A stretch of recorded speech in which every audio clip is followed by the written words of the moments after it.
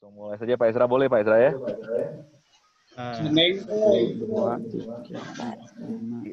Sebelumnya, oke. Ya, selamat sore semua, Shalom. Shalom. Halo. Semua, oke. Untuk ketenangan kita semua, saya silakan untuk Bapak Ibu mau untuk bisa mute audionya masing-masing. Kalau tidak nanti akan dibantu oleh Kohana dari Pijar TV untuk memute mic Bapak Ibu semua sekalian. Supaya kita kebayang Bapak Ibu kalau ikut seminar semuanya ikut ngobrol kan, itu bukan seminar, itu namanya arisan ya. Jadi kita akan coba untuk mute, silakan Bapak Ibu bisa di mute semua. Terima kasih. Ya, acara ini terselenggara pastinya karena Bapak Ibu juga saat ini sedang stay at home ya, sedang stay at home dan Pijar TV, acara diselenggarakan oleh Pijar TV. Dan Bapak Ibu mungkin yang belum tahu Pijar TV, Pijar TV adalah sebuah stasiun TV yang memiliki visi untuk menyebarkan kabar baik kepada seluruh masyarakat Indonesia sampai ke pelosok. Oleh karena itu dengan satelit Anasat, Pijar TV saat ini juga berusaha agar Injil dapat disebarkan sampai seluruh pelosok Indonesia. Dan saat ini Pijar TV dapat diterima di Topas TV dan juga di Transvision. Dan untuk semua informasi tentang Pijar TV, Bapak Ibu bisa lihat di website di pijar.tv. Nah, saat ini Bapak Ibu sudah terdaftar dan ada alamat email Bapak Ibu juga. Nah, bagi Bapak Ibu yang mendaftarkan alamat email Bapak Ibu, maka Bapak Ibu nanti pada bulan April akan mendapatkan newsletter. Dan di dalam newsletter itu sendiri nanti akan ada program-program atau update dari Pijar TV yang Bapak Ibu bisa ikuti. Nah, Bapak Ibu kalau misalnya nggak bisa, saya Pijar TV, saya lihatnya di mana? Bapak Ibu bisa lewat parabola, lewat channel Sat, atau Bapak Ibu bisa lihat dari Topas TV, Transvision, atau melalui websitenya di pijar.tv. Nah, saat ini Bapak Ibu yang memiliki sosmed, saya yakin kalau udah ikut online seperti ini, pasti memiliki sosmed, ya kan?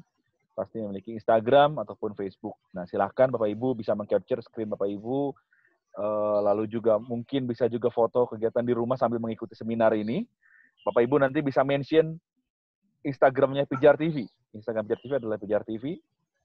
Kalau jadi Bapak Ibu bisa masukkan di Instagram story Anda sambil capture screen atau foto kegiatan seminar ini dengan mention Pijar TV. Dan setiap pertanyaan, nanti kita sambil jalan ini akan ada pertanyaan-pertanyaan mungkin yang terpikirkan oleh Bapak Ibu saudara sekalian. Bapak Ibu silakan bisa tuliskan pertanyaan di kolom chat.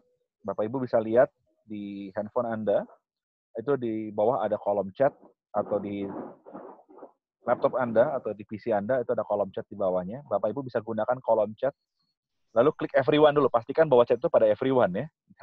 Kalau misalnya mau kenalan, silakan hubungi aja orang yang bersangkutan langsung. Tapi kalau everyone, berarti Bapak Ibu bisa menuliskan pertanyaan itu di kolom chat, lalu pastikan bahwa chat itu pada everyone. Nanti kita akan membahas pertanyaan Bapak Ibu. Kita akan membagi pada 2 sesi. Sesi yang pertama adalah sesi dari Pak Ezra Soru, akan menyampaikan materi tentang Paskah, karena kita percaya ada cerita-cerita atau kisah-kisah di balik Paskah yang mungkin Bapak Ibu belum ketahui, dan itu akan memperdalam iman kita. Dan sesi kedua, kita akan buka sesi pertanyaan, dan seminar ini akan berjalan kurang lebih sekitar 90 menit. Oke, Bapak Ibu, kita akan segera mulai seminar kita, dan saya minta kalau Bapak Ibu berkenan, kita akan berdoa dulu. Pasti berkenan ya, karena kita semua orang percaya toh. Saya undang Bapak Ate untuk membuka kita dalam doa. Pak Ate, silakan. Boleh buka mic-nya, Pak Arthur. Mari semua kita berdoa sebelum acara ini dimulai. Mari kita berdoa. Bapa di surga, Bapa di dalam nama Yesus, kami bersyukur atas setiap anugerah kemurahan, bahkan kesempatan yang Tuhan boleh berikan bagi kami sore malam hari ini. Untuk kami boleh bersama-sama mengikuti seminar online ini Tuhan. Tuhan, mari Tuhan yang menguasai setiap hidup kami. Biarlah kami tetap fokus. Bahkan kami berdoa bagi hamba-Mu, Bapak Pendeta Ezra. Biarlah Tuhan yang urapi, Tuhan yang menyingkapkan dan menyatakan setiap rahasia-rahasia firman.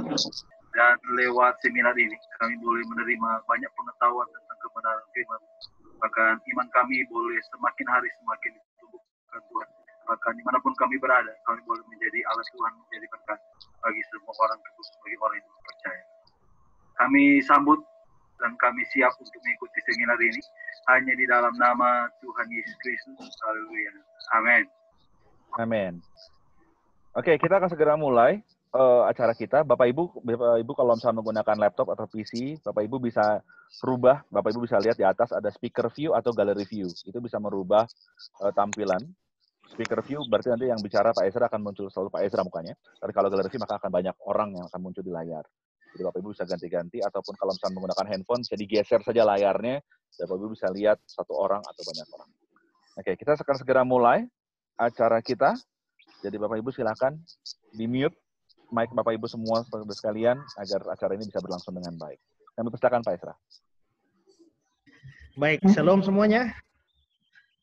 Ya, Puji shalom, Tuhan bisa ketemu dengan banyak teman di sini ya. Ada Ibu Pendeta Sonya dari Papua, shalom ya. Ibu Pendeta Nuki dari Kendari ya. Banyak teman yang lain, ada Bapak Pendeta Yabeston dari Medan. Ya, artis kita Bapak Kelo Salama, Ibu Pendeta Ellen Buru dari Soe, mungkin masih dari Soe atau sudah pindah, saya belum tahu lagi ya perkembangannya. Baik, salam semua, Pak Richard Tahulending dari Surabaya, shalom. Nah, kita akan bicara soal Paskah ya, dan ini kali kesekiannya kita kembali merayakan Paskah. Kalau kita bicara Paskah sendiri, kalau kita mencari di seluruh Alkitab, maka kata Paskah itu muncul sebanyak dalam 75 ayat. Ya, muncul kata Paskah dalam 75 ayat. Nah, Paskah itu apa? Kalau pertanyaan ini ditanyakan kepada mayoritas orang Kristen, maka mayoritas orang Kristen akan menjawabnya bahwa Paskah itu adalah hari kebangkitan Kristus. Tentu saja kita juga banyak yang memahami hal itu. Tapi ada hal yang perlu kita pahami bahwa kalau memang Paskah itu artinya kebangkitan Kristus, ada ayat-ayat di Alkitab di mana Kristus sendiri itu merayakan Paskah saat dia belum mati atau dia belum bangkit juga. Misalnya kalau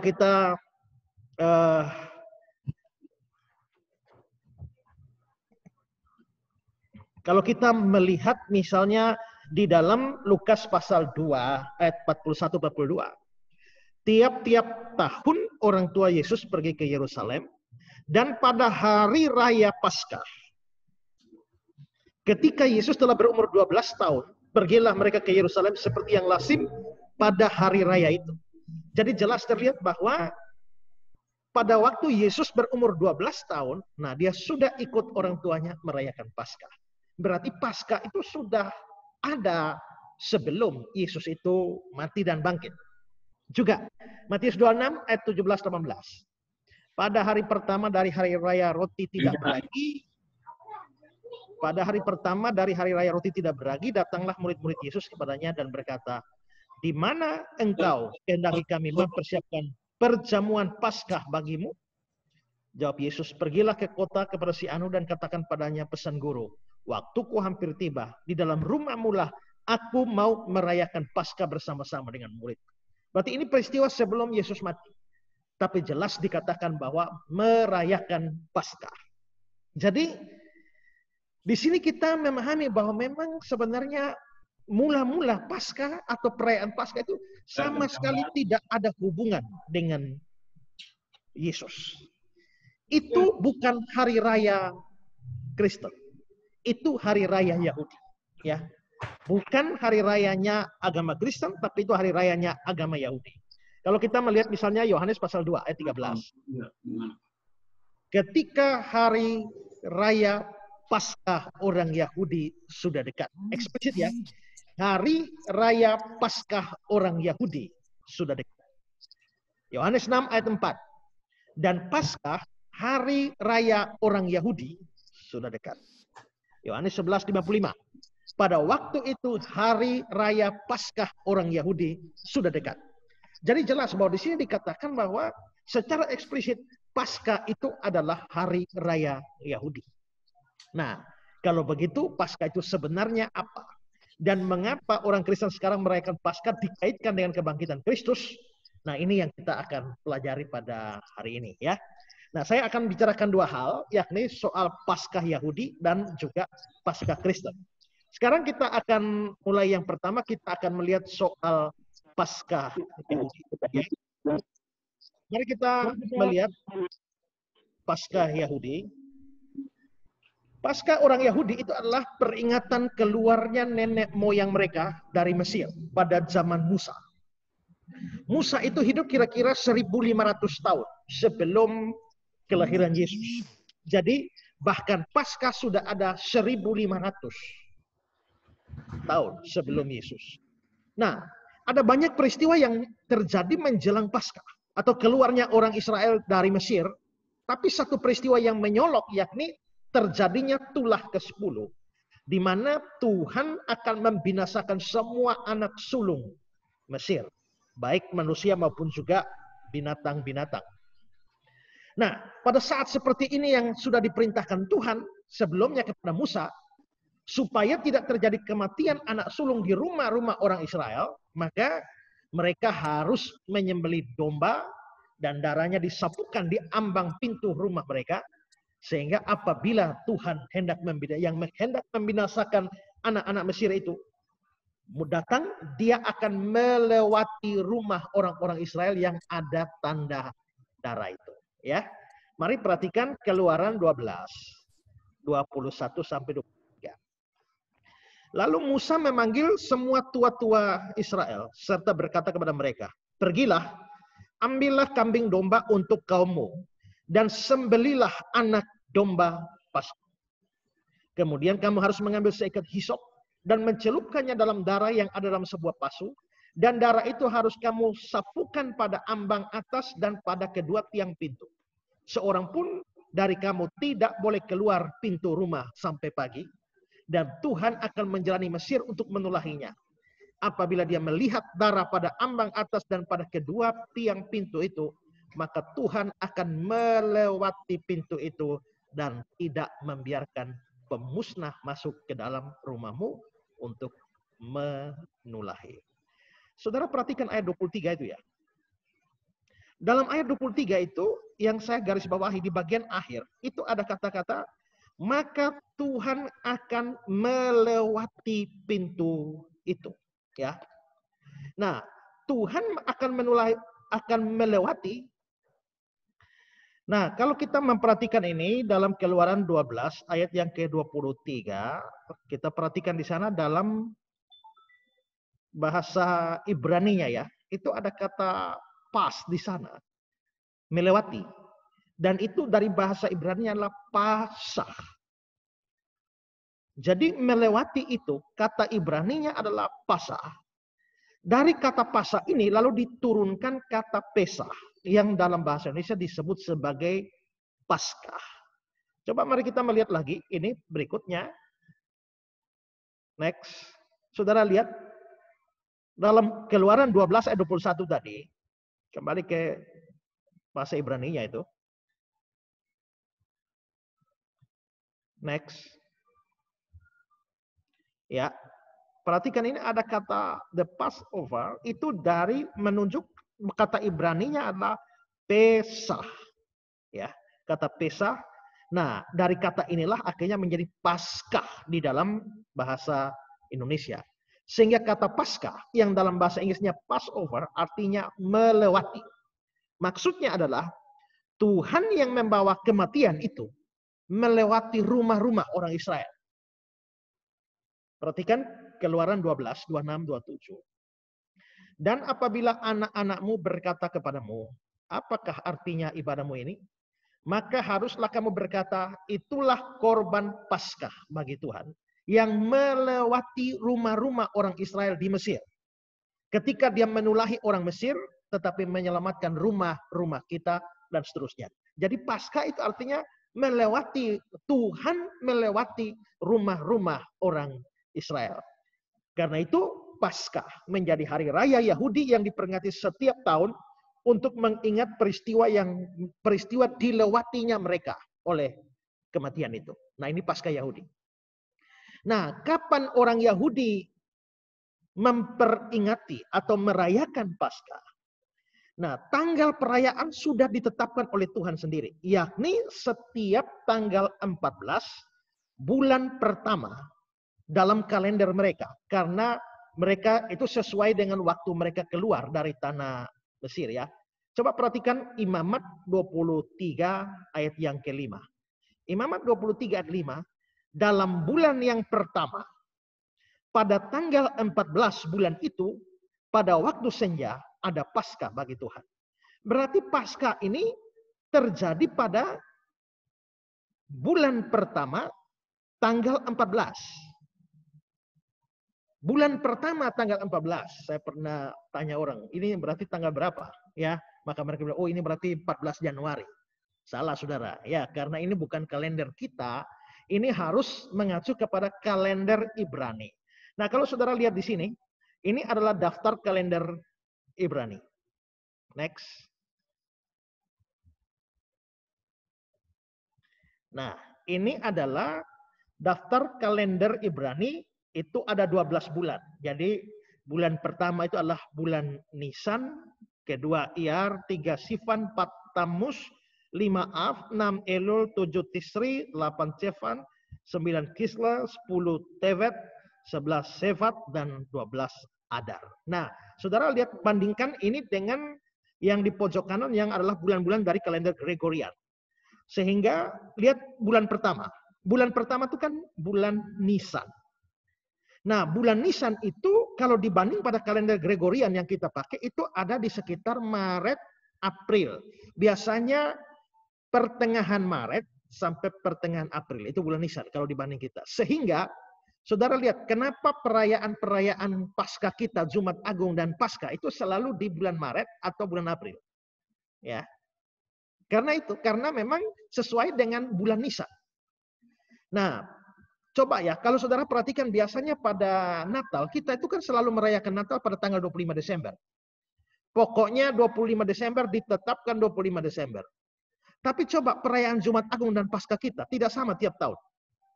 Beda-beda. Kadang-kadang bisa kena Maret, kadang-kadang bisa kena April. Kenapa bisa begitu? Nah, karena apa saudara? Karena Natal itu yang penting itu bukan hari.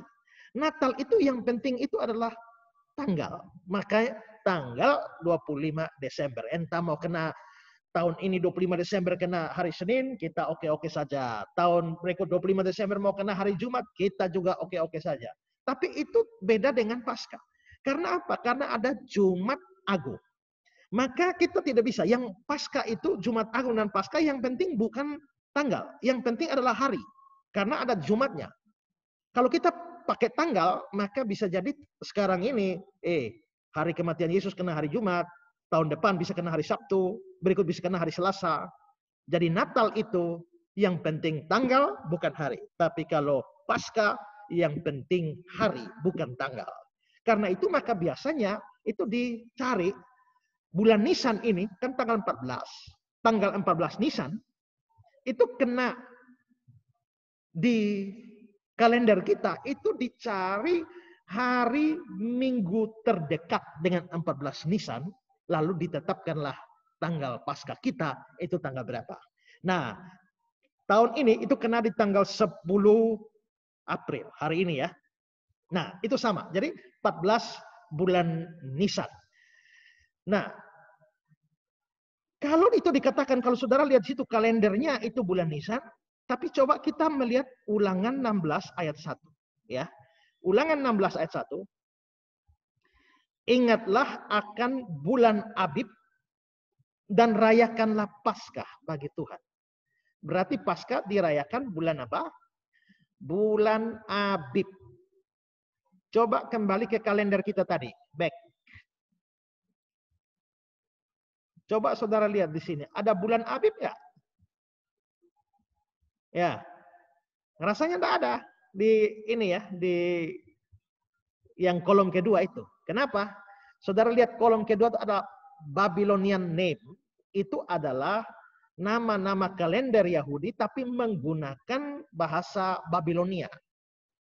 Sedangkan kolom yang ketiga itu adalah nama bulan-bulannya di dalam bahasa Ibrani. Jadi memang waktu tadi kita baca ayat bilang itu di bulan pertama, itu bulan Nisan. Tapi coba next ke Ulangan tadi. Ya, Ulangan 16 ayat 1, ingatlah akan bulan Abib dan rayakanlah Paskah bagi Tuhan. Jadi bulan Abib rayakan Paskah bagi Tuhan, sebab dalam bulan Abib itulah Tuhan Allah membawa engkau keluar dari Mesir. Nah, maka kita coba sekarang next lihat perbandingan ini. Saudara lihat ya, Imamat 23 ayat 5, bulan pertama Paskah bagi Tuhan. Ulangan 16 ayat 1, bulan Abib rayakanlah Paskah bagi Tuhan. Kalau di Ester 3 ayat 7, dalam bulan pertama yakni bulan Nisan. Nah, maka sebenarnya Paskah terjadi pada bulan pertama dan itu bulan Abib. Dan bulan Abib itu sama dengan bulan Nisan. Hanya beda bahasa saja, karena Abib itu dari bahasa Ibrani sedangkan Nisan itu adalah bahasa Babilonia. Jadi tanggalnya tetap 14 Nisan atau 14 Abib dalam kalender Yahudi. Nah, perayaan Paskah itu dimulai kapan? Kita lihat Bilangan 9 ayat yang ketiga. Next. Pada hari yang ke-14 bulan ini, pada waktu senja, haruslah kamu merayakannya waktu yang ditetapkan. Perhatikan dari keterangan waktunya, perayaan itu terjadi pada waktu senja. Jadi mulai dirayakan itu sore hari. Kenapa harus sore? Karena waktu Israel keluar dari Mesir itu terjadi pada sore hari.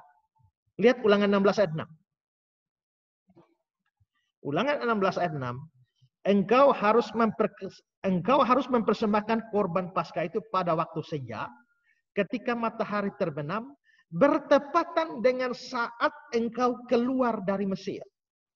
Jadi memang itu bukan sembarang. Kalau ditetapkan perayaannya sore itu karena memang itu sesuatu yang penting. Tanggal 14 bulan Abib atau bulan Nisan pada waktu sore. Dan perayaan mereka dimulai sore hari itu berlangsung selama 1 minggu. Yakni 7 hari. Jadi kalau perayaannya dimulai pada tanggal 14 dan itu harus berlangsung 7 hari, maka itu perayaan Paskah itu harus sampai pada tanggal 21 bulan Nisan. Ya. Mari lihat Keluaran 12 ayat 16 dan ayat 18. Kamu adakanlah pertemuan yang kudus, baik pada hari pertama maupun pada hari yang ke-7. Terus ayat 18. Dalam bulan pertama pada hari yang ke-14 bulan itu pada waktu petang, sampai kepada hari yang ke-21 bulan itu waktu petang. Ya, jadi dirayakan 7 hari sampai tanggal 21. Semua orang Israel wajib mengikuti perayaan ini, kecuali mereka yang najis atau sedang dalam perjalanan.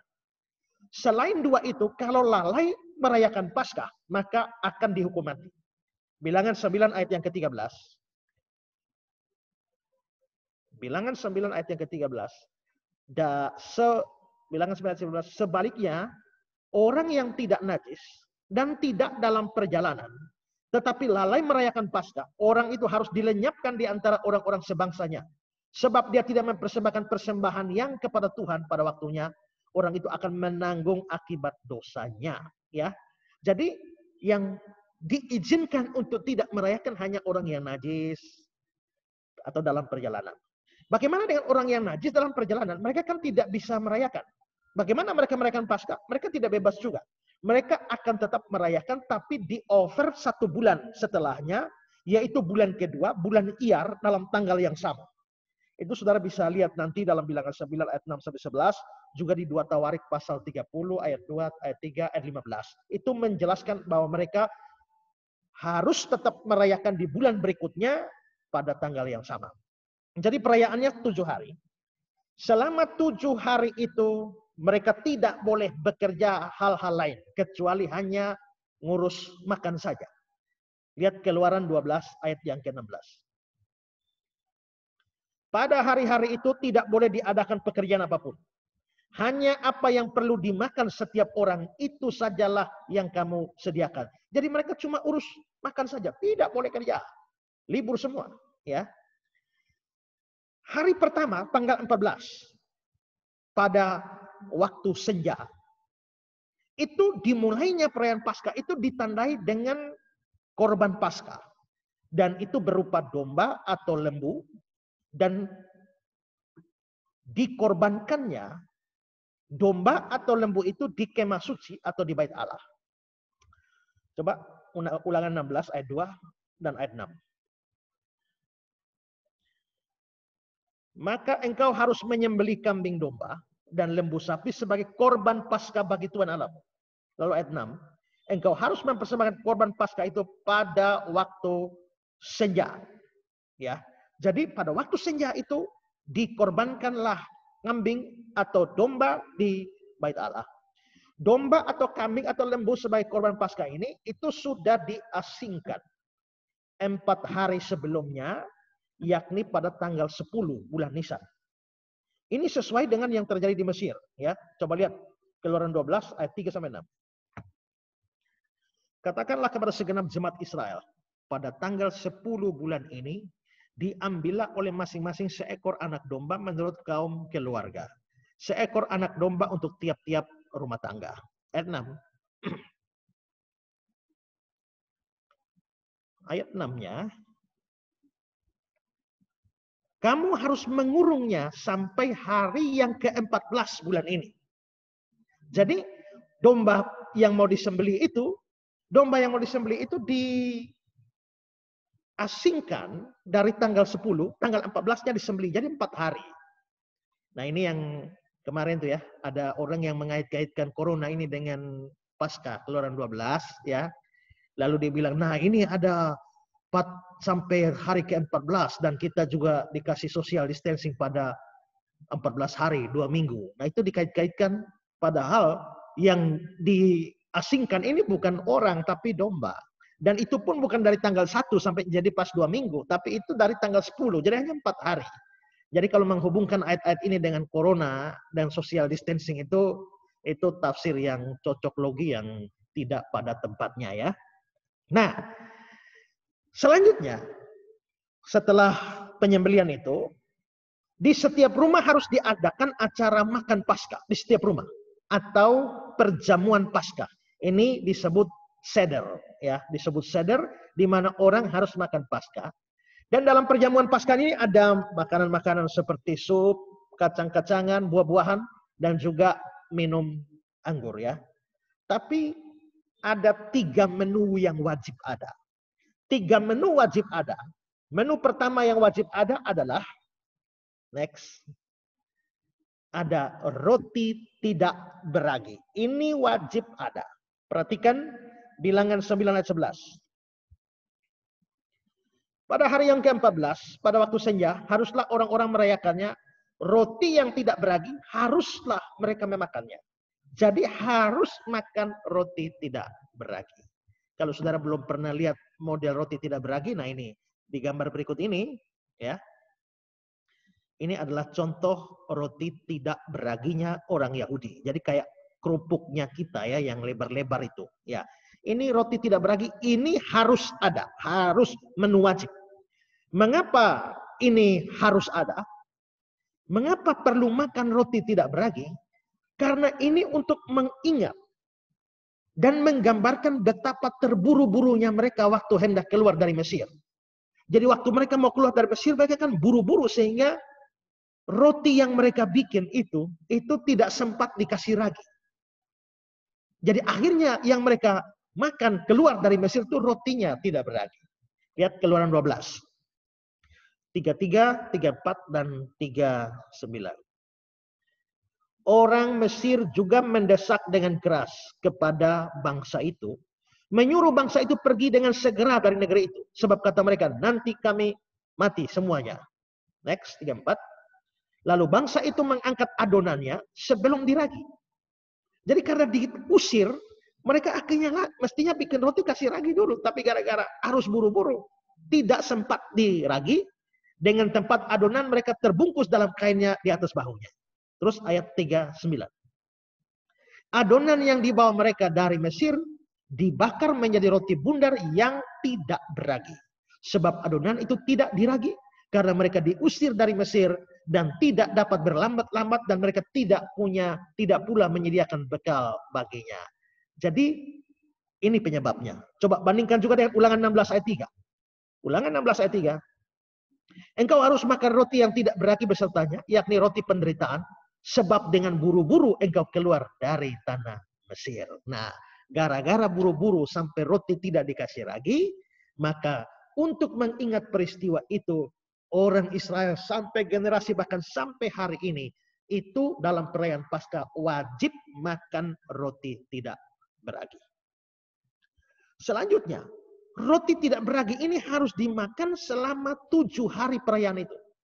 Sehingga perayaan akhirnya karena tiap hari makan roti tidak beragi, maka lama-lama yang namanya perayaan Paskah itu menjadi sama dengan hari raya Paskah, itu disebut dengan bahasa lain adalah hari raya roti tidak beragi. Ya, coba kita next, kita melihat Lukas 22 ayat 1. Hari raya roti tidak beragi yang disebut Paskah sudah dekat. Kenapa? Karena 7 hari makan roti tidak beragi semua. Makanya Paskah itu disebut sebagai hari raya roti tidak beragi. Selama hari-hari perayaan itu tidak boleh ada satupun yang beragi di rumah orang Israel. Berani memakan sesuatu yang beragi, akibatnya apa? Perhatikan Keluaran 12, 15-19. Kamu makanlah roti yang tidak beragi 7 hari lamanya. Pada hari pertama pun kamu buanglah segala ragi dari rumahmu. Sebab setiap orang yang makan sesuatu yang beragi dari hari pertama sampai hari ke-7, orang itu harus dilenyapkan dari antara orang Israel. Terus ayat 19. 7 hari lamanya tidak boleh ada ragi dalam rumahmu. Sebab setiap orang yang makan sesuatu beragi, orang itu harus dilenyapkan dari antara jemaat Israel, baik dia orang asing, baik dia orang asli. Jadi saudara, kita bisa lihat keras sekali bahwa harus roti tidak beragi. Kalau makan roti yang beragi, harus dilenyapkan, dihukum mati. Ini menu pertama yang wajib ada. Menu kedua yang wajib ada adalah ya sayur pahit. Ya, sayur pahit ini wajib ada. Lihat Bilangan 9 ayat 11. Pada hari yang ke-14, pada waktu senja, haruslah orang-orang itu merayakannya beserta roti yang tidak beragi dan sayur pahit. Haruslah mereka memakannya. Keluaran 12 ayat 8. Mereka harus makan dengan roti yang tidak beragi beserta sayur pahit. Nah, ini sayur pahit ini bukan daun pepaya, ya. Sayur pahit ini bukan pare atau paria seperti kita yang biasa kita makan, tidak. Nah, sayur pahit ini sayur apa? Coba kita lihat keterangan dari Wycliffe Bible Commentary. Wycliffe Bible Commentary mengatakan begini, sayur pahit menurut Mishnah ya menyebut itu selada atau andewi atau tanaman yang akarnya dibakar sebagai pengganti kopi. Tanaman yang dipercaya bahwa akarnya bisa menyembuhkan gigitan ular.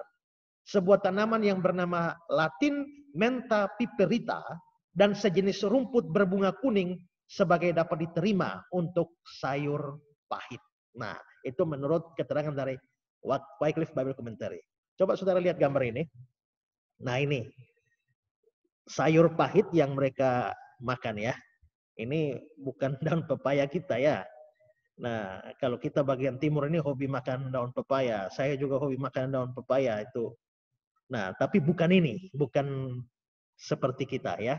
Nah, sayur pahit itu kenapa mereka harus makan? Ini menu wajib kedua. Tadi roti tidak beragi, ini menu wajib kedua. Kenapa? Kembali ke Wycliffe Bible Commentary. Dikatakan begini. Next.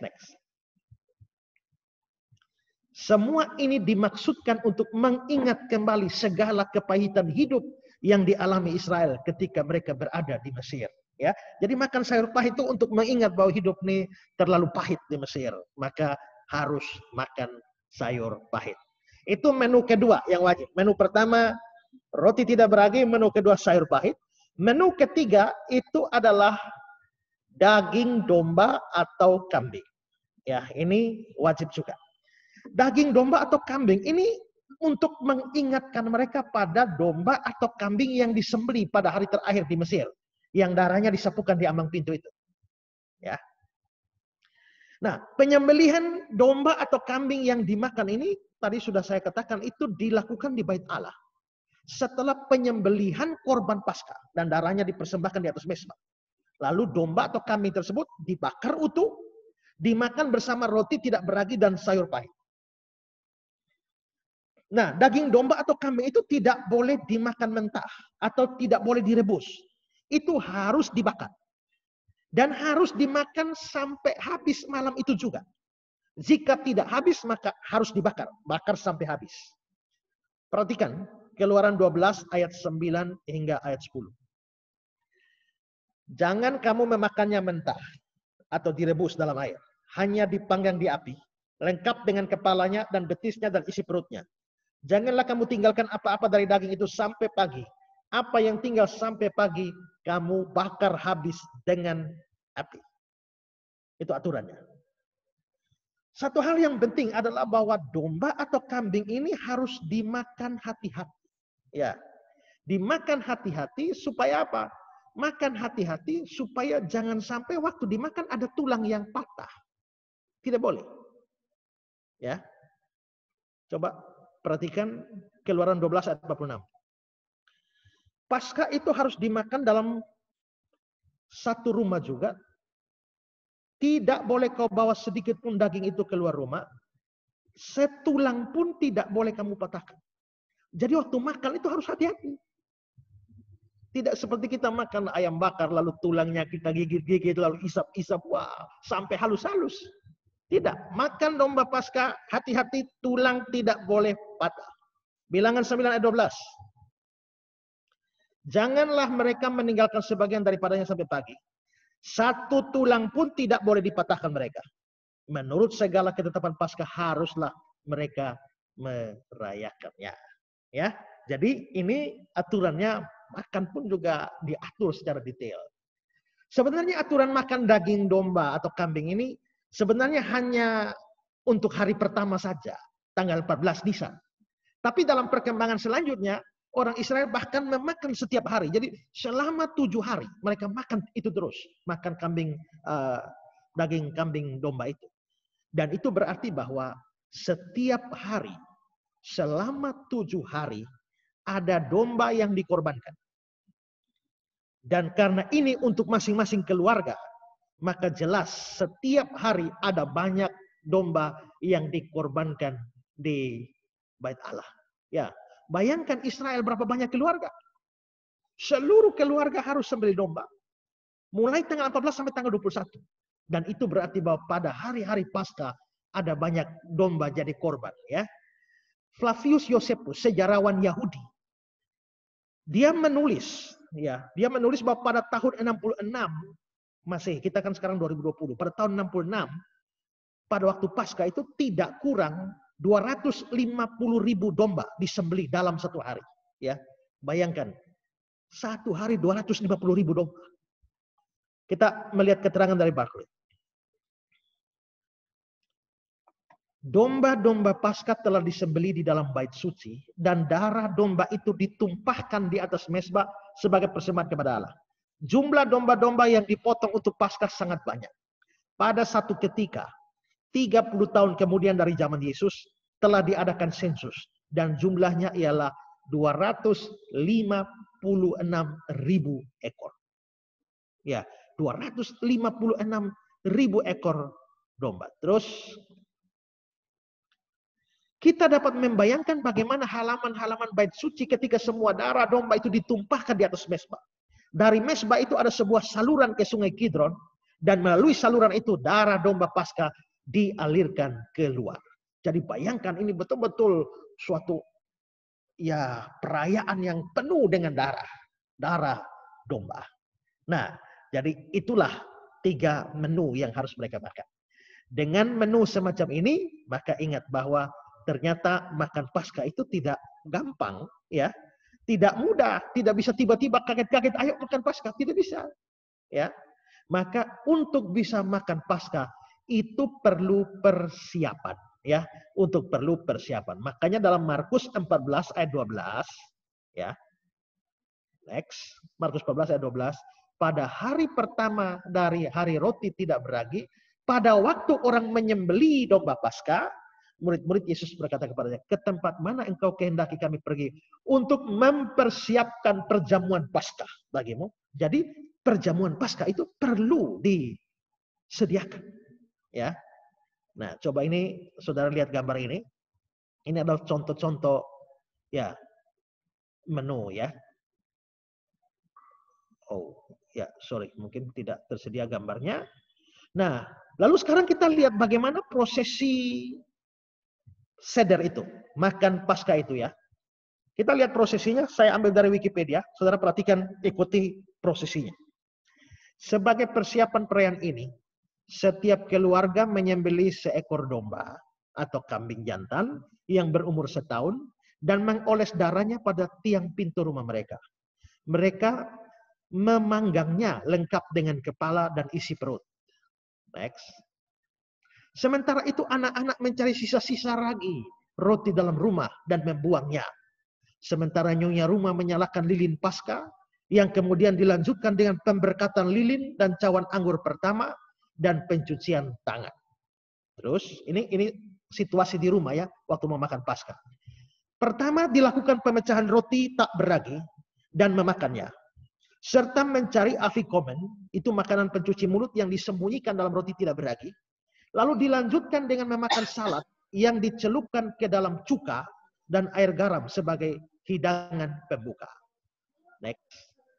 Kemudian para tamu makan sayur pahit dan haroset, yaitu pencampuran kenari, buah-buahan dan anggur. Lalu anak terkecil dalam keluarga tersebut, biasanya sudah disiapkan, bertanya kepada ayah atau kakeknya dengan pertanyaan yang dikenal sebagai 4 pertanyaan sebagai berikut.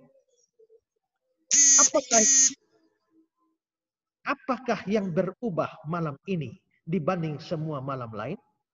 Pada malam lain kita makan roti beragi atau roti tak beragi. Tapi mengapa malam ini kita hanya makan roti tak beragi? Ini semacam liturgi mereka. Ya. Kedua, pada malam lain kita makan makanan yang dimasak, dipanggang atau direbus. Tapi mengapa malam ini hanya masakan yang dipanggang? Next. Pada ketiga, pada malam lain kita mencelup hanya 1 kali. Tapi mengapa malam ini kita mencelup 2 kali? Keempat, pada malam lain kita makan sambil duduk atau bersandar. Tapi mengapa malam ini kita semua duduk bersandar? Setelah mendengarkan pertanyaan tersebut, sang bapak menceritakan kisah mengenai perbudakan bangsa Israel di tanah Mesir. Next. Setelah cerita selesai, seluruh keluarga meminum anggur kedua dan mencuci tangan kedua kalinya, serta dilanjutkan dengan pemberkatan dan memakan roti tidak beragi, makan sayur pahit dan makanan penutup. Terus, setelah tahap tersebut berakhir, dilanjutkan dengan tahap perjamuan festival dan memakan afikomen. Setelah makan, seluruh keluarga minum anggur ketiga dan mengundang Nabi Elia. Maka ada doa supaya minta Elia datang. Ya. Di antara tahap minum dan makan, dinyanyikan mazmur pujian. Halel. Maka dari halel ini menjadi haleluya. Yang diambil dari Mazmur 113-114 pada bagian pertama dan Mazmur 119 sampai Mazmur 118 pada bagian penutup sebagai Mazmur Paskah. Berikut. Hidangan terakhir adalah domba Paskah yang berumur setahun. Setelah itu dinyanyikan mazmur-mazmur pujian dan meminum anggur keempat. Segala sisa makanan yang tersisa hingga keesokan harinya dibakar. Ya. Nah, itu kira-kira prosesi mereka dalam acara makan seder, makan Paskah itu. Jadi semua diatur, saudara ya. Lalu ada hal lain lagi yang menarik, yaitu cara duduk waktu makan perjamuan Paskah itu juga agak aneh. Itu tidak biasa. Karena apa, saudara? Mereka itu waktu makan Paskah itu dengan gaya duduk yang mungkin bagi kita kok tidak masuk akal ya. Gaya duduk seperti itu. Nah, coba saudara bandingkan dengan cara duduk Yesus dan murid-murid waktu perjamuan Paskah. Mari perhatikan Yohanes pasal 13. Ayat 23, 25, 28. seorang di antara murid Yesus, yaitu murid yang dikasihinya, bersandar dekat kepadanya di sebelah kanannya. Perhatikan, bersandar dekat kepadanya di sebelah kanannya. Murid yang duduk dekat Yesus berpaling dan berkata kepadanya, Tuhan, siapakah itu? Tapi tidak ada seorang pun di antara mereka yang duduk makan itu mengerti. Apa maksud Yesus mengatakan itu kepada Yudas? Nah, di sini ada kata-kata duduk. Ini tidak terlalu pas terjemahannya. Kalau kita membandingkan dalam terjemahan bahasa Inggris, New American Standard Bible. Ya, perhatikan bahwa ada kata-kata reclining, dia di sana bersandar pada dada Yesus. Jadi bukan duduk ya, bersandar pada dada Yesus. Lalu ayat yang ke-25, dia kembali bersandar demikian pada dada Yesus. Lalu ayat 28, kembali juga pakai kata reclining, bersandar. Jadi Alkitab Indonesia menerjemahkan duduk. Tapi dalam Alkitab bahasa Inggris dan juga bahasa asli itu bukan duduk, tapi bersandar. Jadi ini makan sambil bersandar. Waktu mereka makan Paskah itu posisi gaya aneh sekali. Coba saudara lihat gambar ini. Nah, ini kira-kira model makannya setengah tidur itu ya. Ya, next. Nah itu. Mereka makan Paskah model seperti itu. Mengapa mereka harus duduk dengan posisi aneh seperti ini? Ingat, semua detail Paskah itu tidak ada yang kebetulan. Semua ritualnya yang sampai kecil-kecil itu tidak ada kebetulan semua. Ini ada kaitan dengan makan Paskah pertama di Mesir. Di mana pada saat mereka makan itu mereka makan terburu-buru karena diusir oleh Firaun dan juga orang Mesir.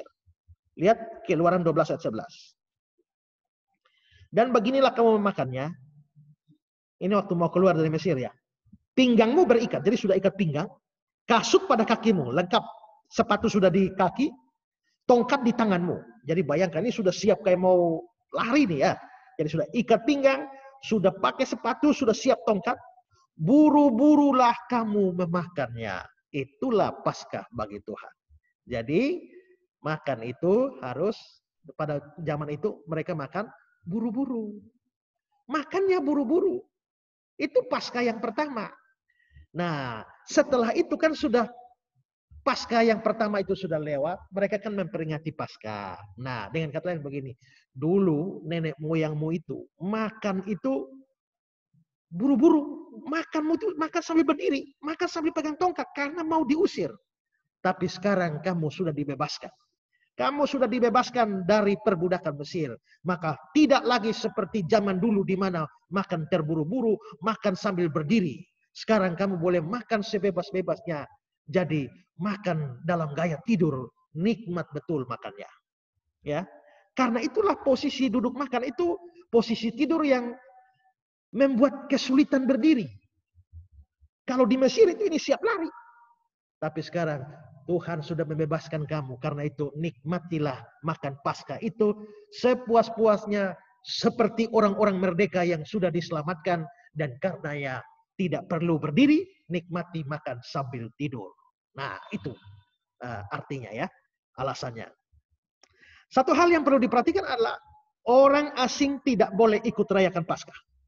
Dan makan perjamuan Paskah ini kecuali orang-orang asing non-Israel yang sudah masuk agama Israel dan sudah disunat. Baru boleh ikut makan Paskah. Perhatikan Keluaran 12, 43, 44, 48. Berfirmanlah Tuhan kepada Musa dan Harun. Inilah ketetapan mengenai Paskah. Tidak seorang pun dari bangsa asing boleh memakannya. Orang luar Israel tidak boleh memakannya.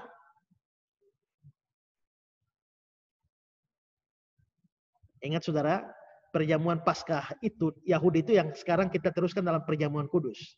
Tidak seorang pun bangsa asing boleh memakannya. Itulah sebabnya perjamuan kudus itu tidak boleh ada orang non-Kristen ikut ambil bagian dalam perjamuan kudus.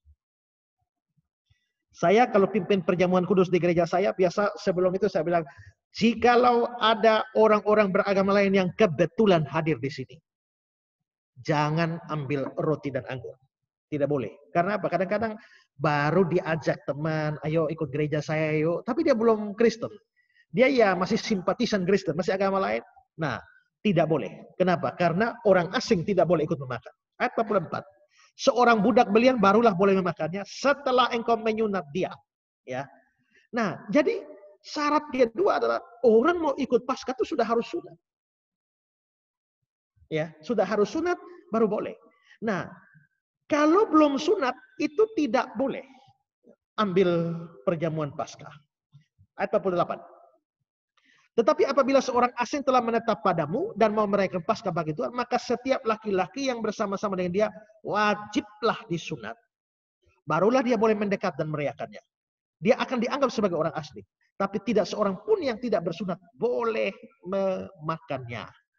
Jadi saudara ingat ya, ada dua sakramen di dalam perjanjian lama, yaitu makan Paskah dan sunat. Yang tidak sunat, sakramen pertama itu sebenarnya sunat. Sakramen kedua adalah Paskah. Kalau belum sunat, tidak boleh ambil Paskah. Sakramen kedua tidak boleh diambil kalau sakramen pertama belum diambil. Dalam perjanjian baru, kita meneruskan dua sakramen ini, yakni baptisan dan perjamuan kudus. Maka prinsipnya sama. Orang tidak boleh ambil perjamuan kalau dia belum baptis. Jadi biar saudara sudah percaya tapi belum baptis. Pertama tadi, orang tidak percaya tidak boleh perjamuan. Tapi kalau sudah percaya tapi belum baptis, tidak boleh ambil perjamuan kudus. Nah, itu menjadi dasar mengapa kita menerapkan demikian di dalam gereja kita atau gereja-gereja Protestan. Nah, semua yang saya gambarkan ini adalah gambaran tentang Paskah Yahudi. Dan saudara lihat ya, detail sekali. Saya jelaskan detail ini, dan ini menunjukkan saudara bahwa Paskah ini kan untuk mengingat satu peristiwa masa lalu. Dan diatur sedemikian detail. Harus mulai tanggal 14, karena tanggal 14 itu keluar dari Mesir. Harus mulai sore hari, karena mereka keluar pas sore. Harus roti tidak beragi, karena mereka makan roti tidak beragi. Harus gaya tidur, karena harus makan sayur pahit, karena itu kepahitan. Semua detail terjadi. Itu artinya di dalam mengingat sesuatu, Tuhan mau kita mengingat sesuatu itu secara detail. Ya, detail sekali. Penting bagi Tuhan dalam hal mengingat masa lalu, karya Tuhan di masa lalu. Itu harus diingat secara ketat. Nah, itulah yang terjadi pada Paskah Yahudi. Oke, sekarang saya akan bahas hal yang kedua, yakni Paskah Kristen. Ya, Paskah Kristen. Nah, tadi sudah saya katakan bahwa di dalam Alkitab kita, kata Paskah itu muncul dalam 75 ayat. Khusus dalam perjanjian baru itu ada 28 ayat. Tapi menariknya, dari 75 ayat seluruhnya yang ada Paskah ini, tidak ada satu kata Paskah pun yang berkaitan dengan Paskah Kristen. Tidak ada. Semua bicara soal Paskah Yahudi. Tidak ada Paskah Kristennya. Lalu bagaimana ya orang Kristen merayakan Paskah? Apalagi orang Kristen ini non-Yahudi banyak, ya. Bahkan sampai sekarang mungkin di Yahudi sangat sedikit orang Kristen. Mayoritas orang Kristen adalah non-Yahudi yang tidak punya kaitan dengan sejarah Israel keluar dari perbudakan Mesir. Ya. Nah, begini. Sekalipun tidak ada satu kata Paskah pun dalam kitab suci yang menunjuk pada Paskah Kristen, tapi ada sejumlah fakta penting terkait dengan Yesus yang tidak secara kebetulan mirip atau boleh dikatakan sama persis dengan sejumlah unsur dalam Paskah Yahudi. Apa saja? Pertama, yang pertama adalah bahwa Yesus itu disalibkan bertepatan dengan hari Paskahnya Yahudi. Yesus disalibkan bertepatan dengan hari Paskah Yahudi. Kalau kita melihat catatan-catatan Injil tentang waktu penyaliban Yesus dalam kaitan dengan Paskah Yahudi, kita agak dipusingkan dengan ini. Ada kesan bahwa Yesus disalibkan setelah perayaan Paskah. Ya, coba lihat Markus 14 ayat 12. Pada hari pertama dari hari raya roti tidak beragi, pada waktu orang menyembeli domba Paskah, oh berarti Paskah sudah jalan. Murid-murid Yesus berkata kepadanya, ke tempat mana engkau kehendaki kami pergi untuk mempersiapkan perjamuan Paskah bagimu? Berarti Paskah jalan duluan. Yesus belum mati. Kalau begitu, Yesus dari ayat ini kita bisa menyimpulkan Yesusnya mati setelah Paskah. Yesusnya mati setelah dia sendiri merayakan Paskah. Jadi habis Paskah baru Yesus mati. Tapi sejumlah ayat yang lain memberi kesan bahwa Yesus disalibkan sebelum Paskah. Lihat Yohanes 18 ayat 28. Mereka membawa Yesus dari Kayafas ke gedung pengadilan. Ketika itu hari masih pagi. Mereka sendiri tidak masuk gedung pengadilan itu. Supaya jangan menajaskan diri. Sebab mereka hendak makan Paskah. Nah Yesus diserahkan ke Kayafas. Mereka hendak makan Paskah. Berarti Paskah belum terjadi. Yohanes 19:14. Hari itu ialah hari persiapan Paskah. Berarti masih persiapan. Kira-kira jam 12. Kata Pilatus kepada orang Yahudi. Inilah rajamu. Berarti Yesus diserahkan untuk disalibkan. Itu sebelum Paskah. Nah ini membingungkan. Tadi kok setelah Paskah. Tapi yang sekarang kok sebelum Paskah. Ini bagaimana? Nah kita mungkin dibingungkan dengan waktu ini. Tetapi hal itu sebenarnya tidak jadi masalah kalau kita memahami bahwa sebenarnya harinya orang Yahudi itu hitungannya tidak seperti kita. Kalau kita hari itu dimulai kapan? Pukul 00. Tapi orang Yahudi itu hari itu dimulai pukul 6 sore. Jadi jam 6 sore itu ganti tanggal. Kenapa kok hitungannya begitu? Karena di kitab Kejadian, peristiwa penciptaan, dia bilang jadilah petang, jadilah pagi. Itulah hari pertama. Jadilah petang, jadilah pagi. Itulah hari kedua. Jadi petang dulu baru pagi, bukan pagi baru petang. Nah karena itulah dalam hitungan mereka hari dimulai pada pukul 6 sore. Nah kalau hari dimulai pukul 6 sore, coba saudara pikir, kalau Yesusnya makan Paskah hari Kamis malamnya kita, bagi kita itu Kamis malam. Tapi bagi orang Yahudi itu sudah termasuk hari Jumat.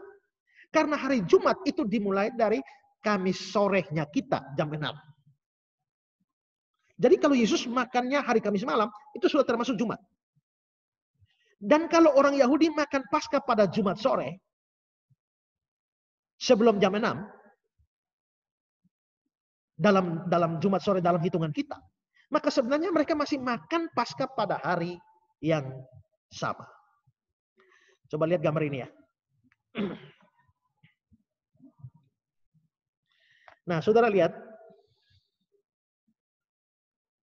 Hari Jumatnya orang Yahudi itu sudah berlangsung dari hari Kamis kita, jam 18. Nah, kelihatannya Yesus itu makan Paskah di hari Kamisnya kita. Beberapa jam setelah jam 6 sore.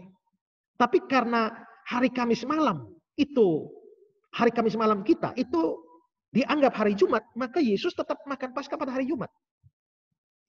Setelah Kamis jam 6 sore itu ya.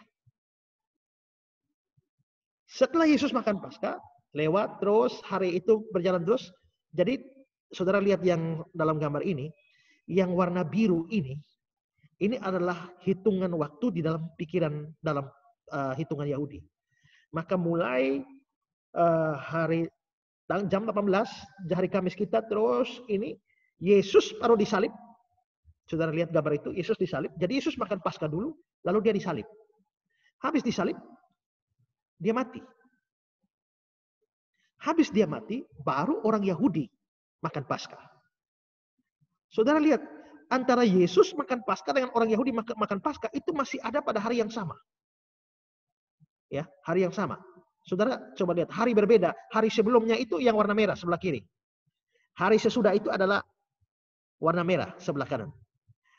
Satu hari, itu hari yang biru itu semua satu hari. Jadi Yesus dan orang Yahudi makan Paskah pada hari yang sama.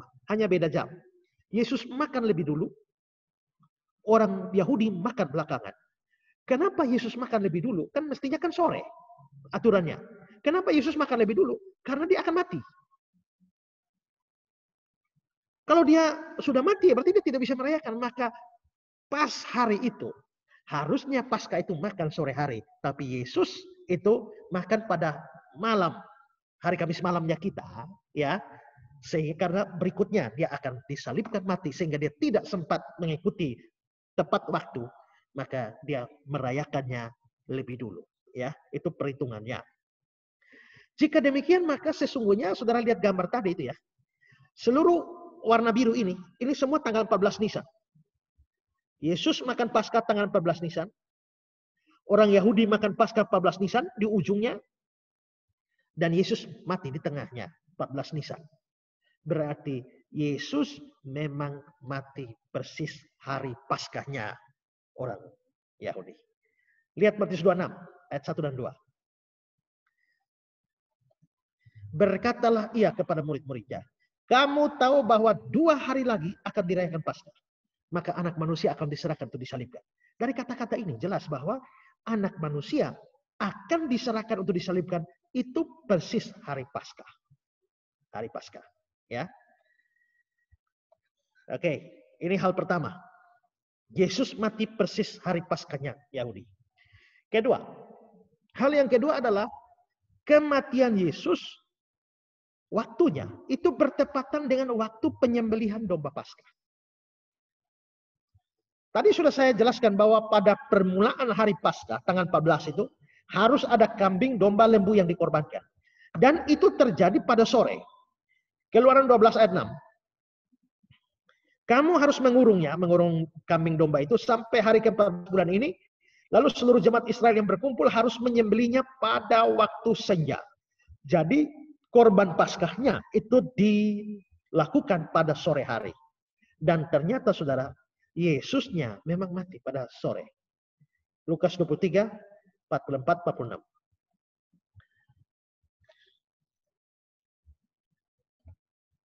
Lukas 23, 44, 46. Ketika itu hari sudah kira-kira jam 12. Lalu kegelapan meliputi seluruh daerah itu sampai jam 3. Sebab matahari tidak bersinar dan tabir bait suci terbelah 2. Lalu Yesus dengan suara nyaring, ya Bapa, ke dalam tanganmu kuserahkan nyawaku.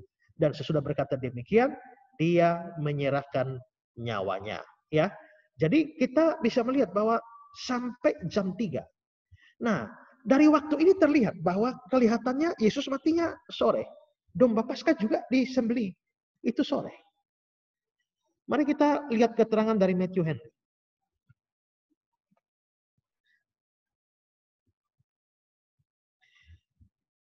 Matthew Henry mengatakan, dia pun mati. Saat itu merupakan waktu persembahan korban pada sore hari. Saat anak domba Paskah disembelih. Kristus juga dikorbankan bagi kita dengan menyerahkan nyawanya sendiri pada sore hari itu sebagai korban yang harum baunya di hadapan Allah. Lalu Adam Clark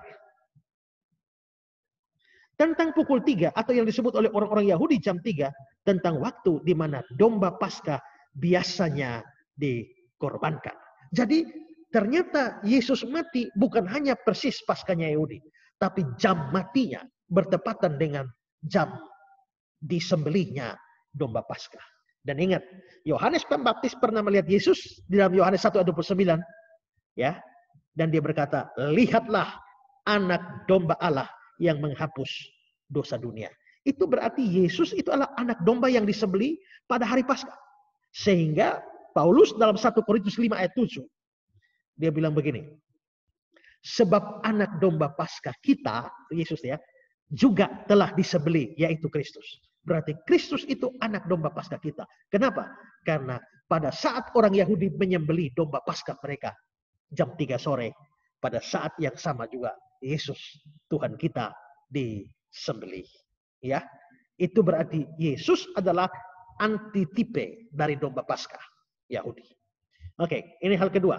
Jadi sudah ada kemiripan pada hari yang sama, pada jam yang sama dengan penyembelihan domba Paskah. Sekarang yang ketiga. Pada saat Yesus disalibkan, tidak ada tulangnya yang patah. Perhatikan catatan Yohanes. Yohanes 19, 32, 33, 36. Maka datanglah prajurit lalu mematahkan kaki orang yang pertama, itu penjahat-penjahat ya, dan kaki orang yang lain disalibkan bersama Yesus. Tetapi ketika mereka sampai kepada Yesus dan melihat bahwa dia telah mati, mereka tidak mematahkan kakinya. Mereka tidak mematahkan kakinya. Lalu ayat 36. Sebab hal itu terjadi supaya genaplah yang tertulis dalam kitab suci, tidak ada tulangnya yang dipatahkan. Jadi waktu Yesus disalibkan, tulang tidak patah. Itu dikatakan oleh Yohanes, itu terjadi supaya genap kitab suci. Dan bukankah tadi kita sudah lihat bahwa waktu domba Paskah itu dimakan dalam perjamuan Paskah, seder, tidak boleh ada tulang yang dipatahkan. Ya, itu di Keluaran 12 ayat 26. Satu tulang pun tidak boleh kamu patahkan. Ini berarti bahwa memang cocok sekali dengan Yesus. Yesus itu adalah domba Paskahnya kita. Nah, jika domba Paskah adalah tipe atau bayang-bayang dari Kristus sendiri, atau Kristus adalah antitipe atau penggenapan dari domba Paskah, maka di sini kita sebenarnya melihat kesejajarannya. Darah domba Paskah yang disembelih di Mesir, yang disapukan pada ambang pintu, telah menyelamatkan orang Israel dari kematian. Demikian juga anak domba Paskah kita, yakni Kristus, yang telah mencurahkan darahnya di atas kayu salib untuk menyelamatkan umatnya dari kematian kekal. Rasul Petrus mengatakan dalam 1 Petrus 1 ayat 14-19, sebab kamu tahu, kamu telah ditebus dari cara hidupmu yang sia-sia, yang kamu warisi dari nenek moyangmu, bukan dengan barang yang fana, bukan pula perak atau emas, melainkan dengan darah yang mahal, yaitu darah Kristus. Perhatikan sambungannya, yang sama seperti darah anak domba yang tak bernoda dan tak bercacat. Nah, jadi kita lihat ini kesejajarannya luar biasa. Di awal tadi saya sudah katakan bahwa arti Paskah itu artinya melewati. Maksudnya adalah kematian itu melewati orang-orang Israel sehingga mereka tidak mati. Atau secara negatif, mereka dilewati oleh kematian. Nah, memang dengan dicurahkannya darah Kristus, maka kita yang percaya kepadanya diselamatkan dari kematian kekal. Tapi bagaimana pengertian dilewati oleh kematian diterapkan pada kematian Kristus? Maksudnya begini, kalau Yesus hanya mati dan tidak bangkit dari kematian, hal itu tidak membawa manfaat bagi keselamatan kita. Kita tetap binasa. Seperti Paulus bilang dalam 1 Korintus 15 ayat 17-18. Jika Kristus tidak dibangkitkan, sia-sialah kepercayaan kamu. Dan kamu masih hidup dalam dosamu. Demikianlah binasa juga orang-orang yang mati dalam Kristus. Kalau begitu saudara, kita baru benar-benar diselamatkan atau dilewati oleh kematian atau kebinasaan kekal jika Kristus yang mati itu bangkit dari antara orang mati dan mengalahkan kematian. Kalau dia cuma mati tidak bangkit, kita tidak selamat. Karena itu, sekalipun Yesus mati persis pada hari Paskah Yahudi, sekalipun dia disalibkan persis dengan saat dikorbankannya domba Paskah, tapi makna Paskah yang sesungguhnya tidak terletak pada kematian, melainkan pada kebangkitannya bagi kita. Itulah sebabnya orang Kristen lalu menyebut hari kebangkitan Kristus sebagai Paskah Kristen. Dan itulah sebabnya kita rayakan setiap tahun termasuk pada hari ini. Jadi kalau Yesus, maksud saya begini saudara ya, lihat ya, Paskahnya Israel itu dengan persis domba Paskah disembelih. Nah, kalau Yesus adalah domba Paskah sejajar, Yesusnya mati hari Jumat. Maka mestinya kita Paskah hari Jumat dong. Supaya pas. Tapi kalau kita artinya melewati, ya hari Jumat Yesus mati, ya kita belum dilewati dong. Kapan dilewati? Saat Yesus bangkit dari antara orang mati. Maka seharusnya Paskah itu kena hari Jumat. Tapi karena Yesus belum bangkit, baru bangkit hari Minggu, maka dari sudut pandang orang Kristen, kebangkitan lebih penting, ya. Karena itu Sabtu, Minggu. Maka Paskah yang mestinya Jumat digeser ke Minggu. Sehingga orang Kristen lalu merayakan Paskah bukan pada hari Jumat, tapi pada hari Minggu. Nah, pergeseran itulah dalam sudut pandang Kristen lah, sehingga akhirnya ya kita merayakan Paskah pada hari Minggu dan tidak sama dengan Paskah Yahudi yang seharusnya 14 Nisan hari Jumat itu, ya. Nah, dari sini kita bisa lihat ada perbedaan antara Paskah Yahudi dan Paskah Kristen. Karena itu saudara, janganlah ikut-ikutan dengan pendeta-pendeta tertentu atau gereja-gereja tertentu yang di satu sisi menolak merayakan Natal. Tapi di sisi lain mereka merayakan Paskah Yahudi. Dengan makan roti tidak beragi, makan daging domba, makan sayur pahit. Ya, ada juga pendeta seperti itu yang menyelenggarakan di gerejanya. Makan sayur pahit, itu Paskah Yahudi, bukan Paskah Kristen. Dan seharusnya kita merayakan Paskah Kristen, bukan Paskah Yahudi. Juga saudara, ini nanti, ini masih hari Jumat ya, jadi belum rame. Nanti hari Minggu baru rame. Rame apanya? Rame orang berdebat. Berdebat apa? Berdebat yang betul itu adalah Happy Easter atau Happy Passover. Kan begitu ya? Jangan Happy Easter. Easter itu begini berasal dari dewa Ishtar yang artinya itu kafir dan lain sebagainya. Jadi kita harus pakai Happy Passover. Saudara-saudara, Happy Passover yang dipakai itu, Paskah itu Happy Passover itu adalah Paskahnya Yahudi, ya. Paskah Yahudi itu. Sehingga kita kalau mau pakai Happy Passover, maka kita akhirnya ya sama dengan kita merayakan Paskah Yahudi. Saya tidak anti kalau orang mau mengucapkan Happy Passover sepanjang pengertiannya benar dalam arti Kristen. Seperti yang sudah saya jelaskan. Tapi kalau pengertian Yahudi, maka itu menjadi salah. Ya. Di sisi lain, saya juga tidak setuju kalau orang anti terhadap kata Easter. Karena katanya, kata Easter itu berasal dari kata Ishtar. Dan Ishtar itu adalah perayaan kebangkitan seorang dewa bernama Dewa Tamus. Dan karenanya kita tidak boleh bilang Happy Easter. Saya kira tidak juga, karena itu hanya bahasa. Dan ingat bahwa istilah-istilah yang kita pakai juga banyak diambil dari istilah kafir kok. Tapi istilahnya saja. Artinya, isinya dibuang, istilahnya dipakai, isinya diganti dengan isi Kristen.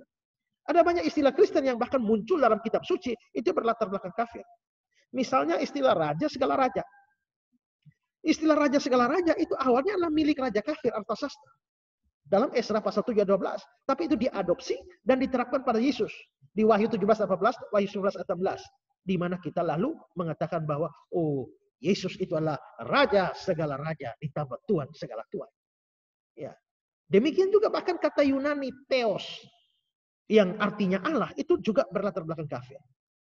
Selain itu ada sumber lain yang tidak mengaitkan Easter dengan latar belakang kafir ya. Latar belakang kafir seperti yang saya kutip dari Sabda ya. Coba bisa lihat kutipannya.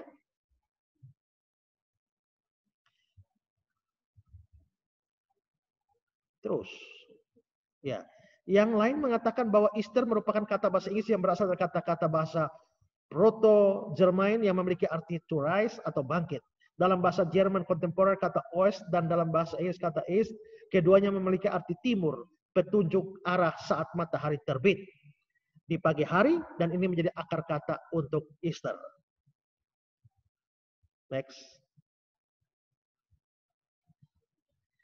Fakta ini tidak hanya menunjuk pada kebangkitan Yesus dari kematian, namun juga kenaikannya ke surga, dan nanti saat kita terangkat ke surga bersama-sama dengan Kristus saat dia datang kembali untuk menghakimi dunia ini. Ya, jadi dari sini kita lihat bahwa kata Easter tidak berhubungan langsung dengan seperti yang dituduhkan bahwa itu ada hubungan dengan dewa Ishtar yang adalah satu dewa kafir.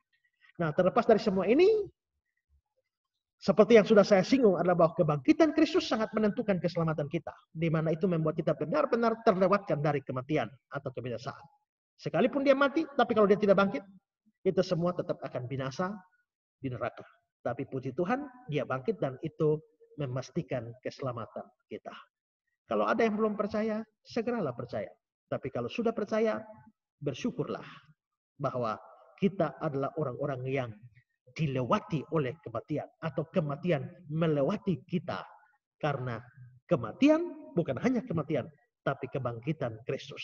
Melalui kematian dan kebangkitan Kristus, dia benar-benar melewatkan kematian kekal atau kebinasaan kekal dari hidup kita. Nah, Tuhan memberkati kita. Selamat Paskah. Amin. Ya, silakan Pak Moderator. Ya, terima kasih luar biasa ya Pak ya. Sudah hampir 1,5 jam, tapi rasanya kayaknya seperti sebentar karena Wah, 1,5 jam ya? 1,5 jam Pak, luar biasa Pak. Ini kalau nonton bioskop udah mau selesai Pak sebetulnya Pak. Tapi kita mau masuk sesi yang kedua. Nah, sesi yang kedua ini adalah sesi tanya jawab. Jadi bagi Bapak Ibu Saudara sekalian yang yang rindu untuk bertanya, silakan Bapak Ibu bisa tuliskan di Q&A pertanyaan Bapak Ibu Saudara sekalian di chat, tombol chat yang sudah disiapkan. Jadi silakan Bapak Ibu bisa lihat di bawah ada tombol chat. Di situ Bapak Ibu bisa tuliskan pertanyaan-pertanyaan Anda. Nah, Bapak Ibu Saudara sekalian juga bisa, ini ada satu hal yang kami mau bagikan bahwa Pijar TV adalah TV yang memang bertujuan untuk mengabarkan kabar baik dan mengabarkan Injil sampai ke pelosok. Dan artinya kita tidak mengandalkan iklan sama sekali Bapak Ibu, hanya donasi dari para pemirsa. Dan kalau iklan-iklan itu hanyalah bagi ucapan terima kasih kami apabila ada perusahaan atau ada lembaga-lembaga yang mendukung pelayanan kami. Nah, jadi bagi Pak Ibu, nanti kami akan beritahukan kepada Pak Ibu semua, ada satu nomor yang akan kami berikan bagi Bapak Ibu untuk kami berikan di layar sesaat lagi setelah mungkin acaranya selesai. Nah, sementara itu kita akan membahas pertanyaan, Pak Ezra. Ya.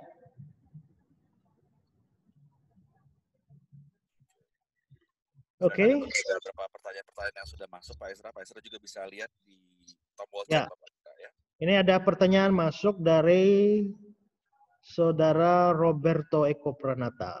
Iya, silakan Pak Ezra.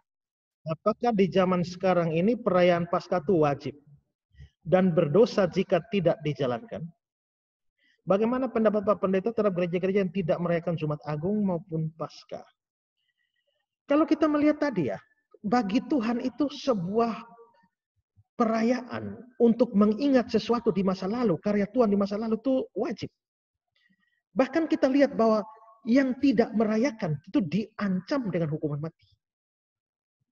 Nah, kita punya kesejajaran tadi antara Paskah Yahudi dan Paskah Kristen, makanya sampai Paskah kita itu kan dibilang, Yesus bilang, lalu sakramen Paskah, makan Paskah itu diganti dengan sakramen kita perjamuan kudus, dan dibilang, perbuatlah ini sebagai peringatan akan daku. Perbuatlah ini sebagai peringatan akan daku. Jadi makan roti, minum anggur, itu adalah sebuah tindakan untuk mengingat. Ya. Nah, karena itulah maka kita harus, maksud saya adalah bahwa itu adalah sesuatu yang penting untuk dilakukan. Nah, memang kita sekarang ini mungkin kita harus bedakan, kita merayakan Paskah ini merayakan yang bagaimana. Karena kita hanya menjalankan makan Paskah itu diganti dengan perjamuan kudus kita. Tetapi waktu kita mengingat atau merefleksikan kembali sebuah karya Allah dalam sejarah dan secara khusus dalam perjamuan kudus, maka menurut saya itu harus, ya, harus.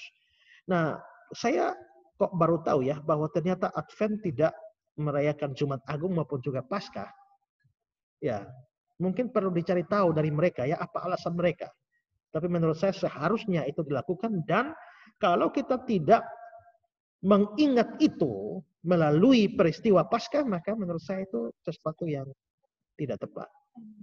Ya. Masih dari Saudara Riko, mohon dijelaskan kembali Pak Pendeta, apa dasar Paskah harus sama hari Jumat, sementara Natal harus sama tanggal. Ya, ini juga Natal soal tanggal 25 itu juga 25 Desember itu masih pro kontra juga ya. Tapi terlepas dari pro kontranya, kita ikut kesepakatan umum bahwa Natal itu 25 Desember. Kalau Natal 25 Desember, maka ya kita rayakan pada 25 Desember. Kita tidak pernah peduli harinya kena hari apa. Tahun ini 25 Desember kena Rabu, tahun depan 25 Desember kena Kamis, tahun berikut kena Jumat. Kita nggak masalah. Pokoknya yang penting 25 Desember kita bikin Natal. Tidak peduli hari apa. Karena yang penting itu tanggal.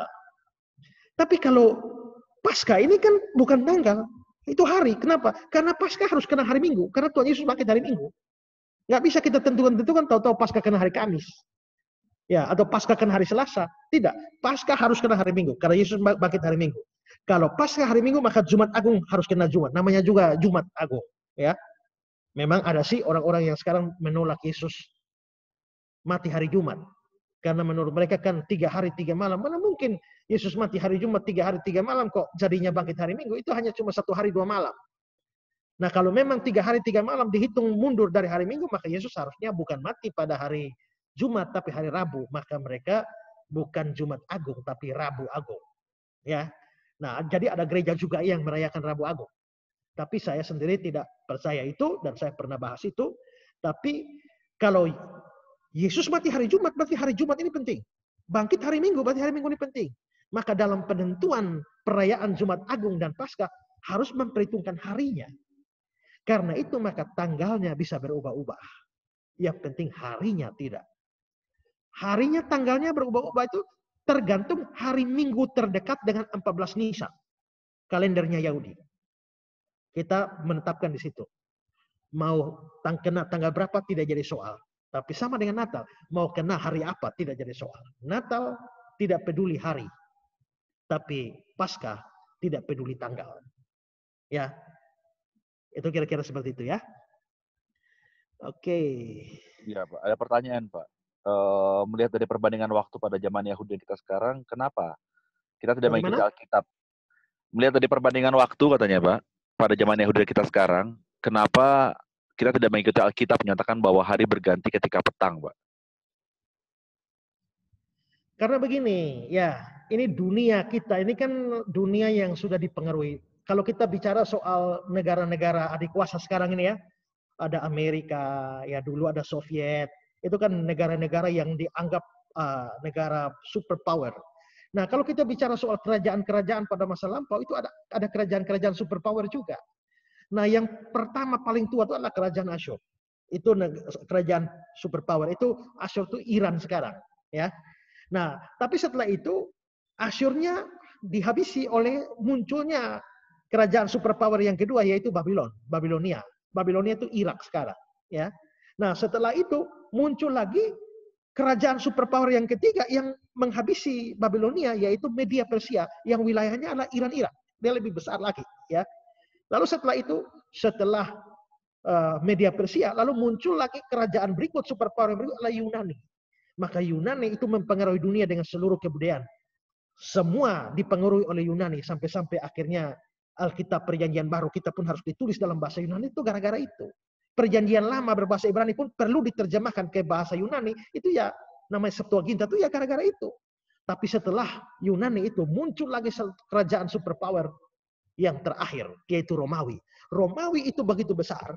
Nah, makanya Perjanjian Baru itu Yesus lahir, itu latar belakang dunia sudah dikuasai oleh Romawi. Jadi biarpun ada orang Israel, orang Yahudi, tapi Yahudi itu kecil, tidak ada apa-apa dibanding Romawi. Romawi ini hampir seluruh dunia. Dan pengaruh Yunani Romawi begitu besar, lalu sampai ketika pemimpin-pemimpin besar mati, saking terlalu besarnya Romawi, mereka tidak bisa urus itu kerajaan lagi. Terpaksa bagi dua, menjadi Romawi Timur, Romawi Barat. Romawi Barat itu kekuasaannya di Roma, Italia, sedangkan Romawi Timur itu pusatnya di Damaskus, Konstantinopel di Turki. Lalu akhirnya pecah-pecah. Tapi dunia sedang dikuasai oleh Romawi. Maka kita akhirnya ikut-ikut. Kalender kita ini kan Januari, Februari, Maret, April. Itu kan semua kan nama-nama Romawi itu. Ya. Agustus itu dia. Ingat Kaisar Agustus. Itu kan nama Romawi. Nah, itu nama-nama dewa Romawi. Karena itulah maka bukan hanya kalender Romawi yang mempengaruhi kita. Tapi bahkan sampai hitungan-hitungan waktu juga. Kita mengikuti hitungan Romawi yang memang memulai pada pukul 00. Nah, maka sekalipun Yahudi pukul 6 sore, tapi dunia sedang dikuasai Romawi, maka akhirnya seluruh dunia. Sama seperti kalender Romawi diikuti oleh seluruh dunia, demikian juga perhitungan waktu Romawi diikuti oleh seluruh dunia. Sehingga akhirnya kita lebih ikut yang Romawi ketimbang yang Yahudi. Ya, gitu. Ya. Ini ada pertanyaan Pak tentang perjamuan kudus, Pak. tadi Bapak sudah jelaskan bahwa memang yang belum percaya tidak boleh mengikuti perjamuan kudus ya Pak ya. Tapi bagaimana dengan orang-orang yang mungkin dia adalah orang percaya tapi belum dibaptis Pak? Apakah boleh mengikuti perjamuan kudus? Dan juga bagaimana dengan anak-anak? Apakah anak-anak boleh mengikuti perjamuan kudus? Dan apakah landasan Alkitabiah dalam hal tersebut? Terima kasih Pak. Ya, jadi begini. Tadi kan sudah saya jelaskan bahwa di dalam Yahudi ada 2 sakramen. Sakramen pertama sunat, sakramen kedua adalah Paskah. Yang belum ikut sakramen pertama sunat tidak boleh ikut sakramen kedua. 2 sakramen ini dilanjutkan oleh gereja di mana sunat ke baptisan dan Paskah ini ke perjamuan kudus. Prinsipnya tetap sama. Yang belum mengikuti sakramen pertama tidak bisa mengikuti sakramen kedua. Jadi biarpun dia sudah percaya tapi belum dibaptis, dia tidak bisa mengikuti perjamuan kudus. Ya, karena itu syarat untuk mengikuti perjamuan kudus adalah dia harus sudah percaya dan sudah dibaptis. Nanti di dalam tradisi gereja Protestan itu kan ditambah dengan harus tabisidi. Kenapa sampai harus tabisidi? Kan gini, gereja Protestan ini kan menerima baptisan anak. Kalau baptisan anak kan waktu anak dibaptiskan belum percaya. Maka anak itu harus dituntun melalui pelajaran katekisasi. Setelah pelajaran katekisasi, dia harus percaya dari diri sendiri. Makanya ditandai dengan tabisidi. Dengan kata lain, asumsinya kalau sudah tabisidi artinya sudah percaya. Maka dia boleh mengambil bagian di dalam perjamuan kudus. Walaupun dalam kenyataannya banyak orang sudah tabisidi juga, tapi belum percaya. Nah itu jadi persoalan. Nah tapi syaratnya harus percaya, harus dibaptis, baru boleh ambil perjamuan. Nah anak-anak ini, kalau memang syaratnya seperti itu kan, anak-anak ini memang sudah dibaptis, tapi apakah anak-anak sudah bisa percaya dari diri sendiri? Nah itu yang menjadi kesulitan. Makanya bagi saya kelihatannya sukar untuk kita memikirkan bahwa anak-anak betul-betul adalah sudah menjadi orang percaya seperti yang dituntut oleh kitab suci. Karena itu menurut saya seharusnya anak-anak tidak boleh mengambil bagian dalam perjamuan kudus. Sampai mereka betul-betul mengerti tentang Injil dan menerima Injil itu, baru mereka boleh mengambil bagian dalam perjamuan kudus. Ya, terima kasih Pak Ezra. Mengenai sejarah kembali Pak, kalau boleh kita membahas sejarah Pak. Sebetulnya tirai bait suci terbelah 2 itu, apakah sebelum Yesus mati atau setelah Yesus mati? Karena ada perbandingan firman Tuhan juga yang sudah dituliskan dalam pertanyaan. Jadi pertanyaannya adalah, apakah tirai bait suci terbelah 2 sebelum Yesus mati atau setelah Yesus mati Pak sebetulnya Pak? Sabar ya, saya buka beberapa ayat tentang itu. Kalau yang sebelum Yesus mati pada Lukas 23 ayat 45-46. Kalau kita melihat tabir bait suci itu, Lukas 23 ayat 44-46. Ketika itu hari sudah kira-kira jam 12. Lalu kegelapan meliputi seluruh daerah itu sampai jam 3. Sebab matahari tidak bersinar dan tabir bait suci terbelah 2. Lalu Yesus berseru dengan suara nyaring, "Ya Bapa, ke dalam tanganmu kuserahkan nyawaku." Sesudah berkata demikian, dia menyerahkan nyawanya. Jadi kegelapan mulai jam 12 sampai jam 3 sore. Dan Yesus mati sekitar jam 3 sore. Dan dengan demikian tabir bait suci itu terbelah sekitar jam 3 sore bertepatan dengan Yesus mati. Oke. Nah, jadi bertepatan. Ya. Kalau tabir tersebut terbelah pada jam 3 sore, maka ya itu adalah waktu yang bertepatan dengan korban petang yang dilakukan oleh imam-imam itu ya. Nah, seperti yang sudah saya jelaskan. Jadi menurut saya itu bertepatan dengan Yesus mati. Itulah terjadi tabir itu pecah. Ingat juga bahwa tabir ini adalah tabir yang memisahkan antara ruang maha suci dan ruang suci. Dan hanya imam besar yang boleh masuk ke sana 1 tahun 1 kali. Itu menurut keterangan Ibrani pasal 9 ayat yang ke-7. Juga dalam perjanjian lama itu imamat pasal 16 ayat 2 hingga ayat 4 ya. Dan itu adalah aturannya. Bahkan katakan bahwa ya ada tradisi bahwa tiap kali imam besar masuk ke ruang maha suci itu kakinya harus diikat. Supaya tahu-tahu kalau terjadi dia berbuat sesuatu, lalu dia mati di sana, nah tinggal ditarik saja. Nah, sebenarnya apa arti semua itu? Ya, arti semua itu waktu tabir itu masih ada. Artinya jalan ke tempat kudus itu masih tertutup. Ya. Jalan ke tempat kudus itu masih tertutup. Kalau kita lihat Ibrani pasal 9, ya, ayat yang ke-8. Dengan ini Roh Kudus menyatakan bahwa jalan ke tempat kudus itu belum terbuka. Sepanjang tirai itu ada. Tapi begitu Yesus mati, tirainya robek, maka kita boleh modifikasi sedikit Ibrani 9 ayat 8 itu. Dengan ini Roh Kudus menyatakan bahwa jalan ke tempat kudus itu ya sudah terbuka. Jadi kita bersyukur bahwa dengan kematian Kristus, persis kematian Kristus itu menjadi terbuka. Nah, jadi harus diartikan begitu. Kalau dia robeknya sebelum tirai itu robek sebelum kematian Kristus, artinya bahwa jalan sudah terbuka sebelum Yesus mati. Jadi lebih tepat secara teologis memang diartikan bahwa memang persis Yesus mati, tabir itu terbelah. Ya. Sepertinya ada banyak pertanyaan mengenai perjamuan kudus, Pak. Karena ini perjamuan kudus cukup menarik dengan berbenturan juga dengan peraturan gereja mungkin, Pak. Ya. Ada pertanyaan di sini bahwa bagaimana kalau orang yang sudah keluar Kristen dan akhirnya kembali lagi memeluk Kristus nih, Pak. Apakah ada syarat-syarat dalam mengikuti perjamuan kudus tersebut? Kalau saya kira nggak perlu ada syarat-syarat, tapi orang itu harus kalau misalnya dia sudah masuk agama lain, tahu-tahu kembali pada Kristen itu mesti ada tuntunan khusus.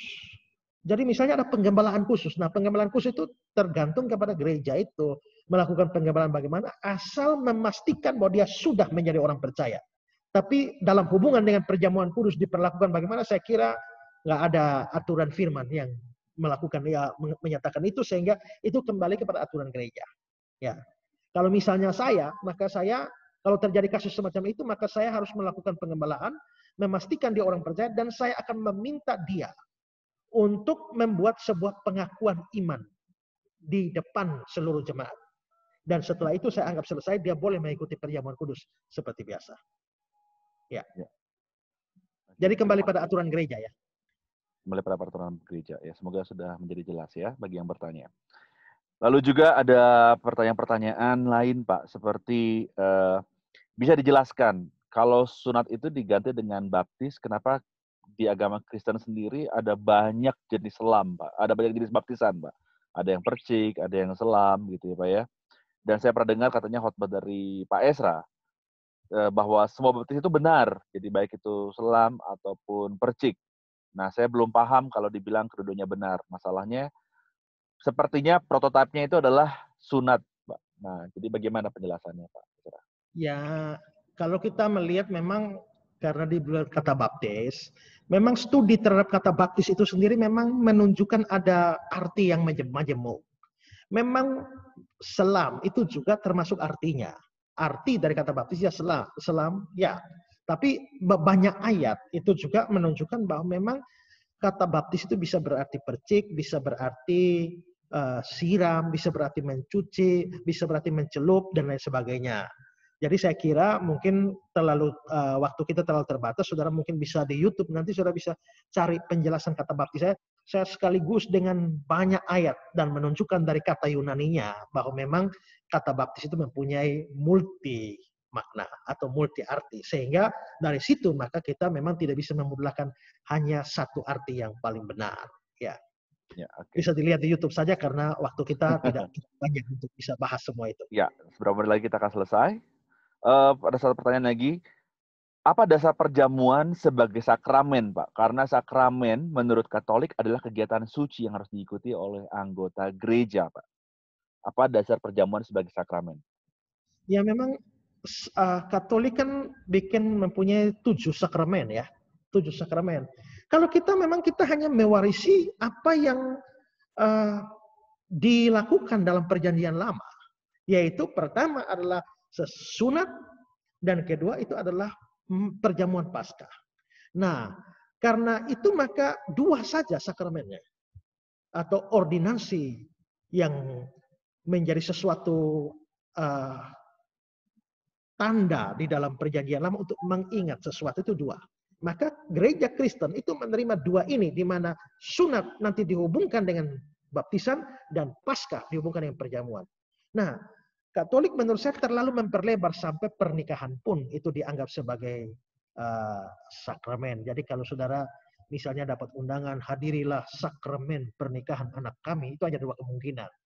Yang undang itu orang Katolik atau yang mengundang itu adalah orang Protestan yang tidak mengerti bahwa gereja Protestan hanya pegang 2 sakramen. Jadi memang butuh studi lebih dalam tentang makna kata sakramen, tapi menurut saya dari sisi tradisi saja kita memang mewarisi hanya 2 dari Perjanjian Lama dan bukan 7 seperti yang ada dalam gereja Katolik. Ya. Baik Pak, ini pertanyaan terakhir Pak, karena waktu kita juga terbatas, jadi ini saya akan berikan pertanyaan terakhir. Menurut Bapak, bagaimana kita sebagai umat Kristen menggunakan perenungan kita akan kematian dan kebangkitan Kristus dalam menanggapi pandemi kesehatan yang kini kita alami Pak? Coba ulang. Menurut Bapak, bagaimana kita sebagai umat Kristen menggunakan perenungan kita ini akan kematian dan kebangkitan Kristus dalam menanggapi pandemi kesehatan yang kini kita alami Pak? Ya, kematian, ya mungkin apa yang saya ngomong ini ya mungkin tidak dianggap sebagai guyon, tapi menurut saya penting ya, bahwa kematian, kebangkitan Kristus kan menjamin keselamatan kita kan. Ya, bahwa kita akan memperoleh hidup yang kekal. Nah, ini kita tidak tahu ini corona ini mau bergerak sampai berapa banyak ya, dan tidak ada jaminan bahwa orang yang percaya Tuhan tidak kena. Ya, ada banyak pendeta-pendeta yang mati itu kecuali kita bilang itu pendeta fasik semua, kan tidak juga. Nah, kalau ada anak-anak Tuhan yang kena, artinya terbuka kemungkinan bahwa kita orang yang percaya ini kan juga kena. Dan bisa mati juga karena itu. Nah, jadi pesan saya adalah sebelum corona menyelesaikan hidupmu, nah, terimalah Yesus sebagai juru selamat dan Tuhanmu yang sudah mati bangkit bagimu, sehingga kalau corona datang jemput ya, kalau Tuhan berkenan kita tidak kena corona, puji Tuhan masih bisa hidup bagi Tuhan. Tapi kalau Tuhan bilang corona ambil nyawa kita, puji Tuhan dia datang juga hanya bawa kita ke surga saja. Karena Kristus sudah mati dan bangkit demi keselamatan kita. Ya ini Pak Pendeta dari Medan tertawa saja ya, karena itu juga sesuatu hal yang penting juga ya. Nah, jadi yang penting sekarang adalah mari sungguh-sungguh. Tadi pagi saya khotbah di gereja saya, Eli Eli lama sabatani ya, dan saya bikin penginjilan. Dalam momen-momen semacam ini, usahakan khotbahnya adalah khotbah penginjilan, pemberitaan Injil. Karena itu berguna bagi banyak jemaat kita. Ya, oke. Ini baik. Sebelum kita tutup ini ada yang tanya ini ya. Bisa filenya bisa dibagikan ya? Ya, bisa saja ya. Nanti tinggal kontaklah, boleh ke saya atau boleh ke Pijar TV, boleh dibagikan karena saya juga sudah share ke Pijar TV, boleh diambil materinya. Baik Pak. Oke. Terima kasih Pak Esra Soru untuk materi yang luar biasa. Sebelumnya saya akan beritakan dulu untuk info donasi untuk Pijar TV, bisa ditampilkan dulu. Jadi Bapak Ibu, untuk Bapak Ibu yang tergerak untuk memberikan donasi agar pemberitaan Injil bisa terus diberitakan melalui media TV, karena kita percaya bahwa saat ini kalau di pedalaman pastinya tidak bisa lihat pakai internet Bapak Ibu ya. Hanya media TV yang saat ini masih bisa diterima oleh mereka, dan saat ini Pijar TV memiliki kerinduan agar Injil dapat disebarkan sampai ke pedalaman. Oleh karena itu, dukungan donasi Bapak Ibu Saudara tentunya dinantikan. Rekening BCA 505-518-2121 atas nama Yayasan Pelayanan Media Indonesia, bagi Bapak Ibu yang rindu untuk ambil bagian, karena kami percaya ketika Bapak Ibu menjadi donatur, berarti Bapak Ibu adalah pemilik dari Pijar TV ini sendiri. Karena Pijar TV ini bukan milik segelintiran orang, tapi milik kita semua Bapak Ibu. Rekening BCA 505-518-2121 atas nama Yayasan Pelayanan Media Indonesia bisa menjadi tempat di mana Bapak Ibu bisa mendonasikan dana Anda mendukung gerakan Injil sampai ke pedalaman melalui media TV. Baik, terima kasih. Oke, Pak Jo. Ya. Halo Pak Jo. Saya Pak juga mungkin karena tidak update, mungkin bisa diinformasikan kepada semua yang mengikuti program saya, Ku Tahu Yang Ku Percaya, yang bersifat pelajaran Alkitab dan juga tanya jawab suara pemirsa. Itu tayang tiap hari apa dan jam berapa ya. Mungkin supaya yang lain bisa mengikuti saya di Pijar TV, bisa mengikutinya di sana. Baik, untuk tayangan, baik Pak. Untuk tayangan Bapak nanti kita akan bantu broadcast Pak ya, untuk harinya supaya nanti mereka juga memiliki catatan Pak ya. Dan nanti sisa pertanyaan yang belum terjawab, mungkin nanti kita akan atur untuk diberikan Pak Esra dalam bentuk video atau mungkin bisa dilihat di YouTube. Jadi nanti kita akan atur juga untuk hal itu. Baik, terima kasih. Bisa dibuka dulu semua videonya supaya kita bisa berselfie dulu dengan men-screenshot. Bisa ya? Oh bisa, screenshot aja Pak. Sekarang makanya, kalau zaman dulu telepon hanya bisa kedengaran suara Pak. Tapi kalau sekarang kalau mau tampil Zoom, makanya harus tampil cantik. Ibu-ibu jangan lupa pasang alis ya sebelum ikut Zoom gitu kan. Bapak-bapak jangan ikut pasang alis ya, sudah ada, ada itu alis ya.